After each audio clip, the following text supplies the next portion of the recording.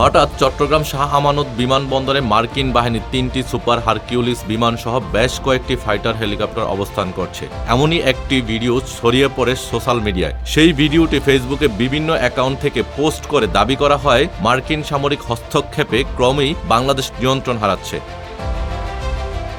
তবে এই ঘটনার আসল সত্য প্রকাশ করেছে ঢাকার নিযুক্ত মার্কিন দূতাবাস এবং আন্তঃবাহিনী জনসংযোগ পরিদপ্তর। 17 সেপ্টেম্বর গণমাধ্যমে পাঠানো এক বিজ্ঞপ্তিতে জানানো হয়, বাংলাদেশ বিমান বাহিনী ও যুক্তরাষ্ট্রের প্যাসিফিক এয়ারফোর্সের অংশগ্রহণে 7 দিনব্যাপী অপারেশন প্যাসিফিক এঞ্জেল 2-5/3 যৌথ মহড়ার কার্যক্রম চলমান রয়েছে। এরই অংশ হিসাবে আকাশ, স্থল ও যুদ্ধকালীন পরিস্থিতি মোকাবেলার বিভিন্ন ধরনের মহড়া পরিচালনা করা হয়। উক্ত মহড়ার মাধ্যমে গুরুতরভাবে আহত রোগী পরিবহন এবং এক বিমান থেকে অন্য বিমানে রোগী স্থানান্তর অনুশীলন করা হয়।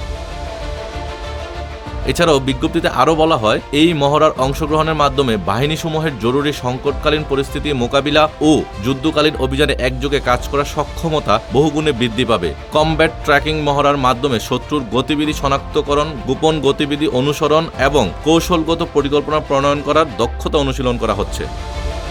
Tanvir Ahmed, news desk, Ittefaq.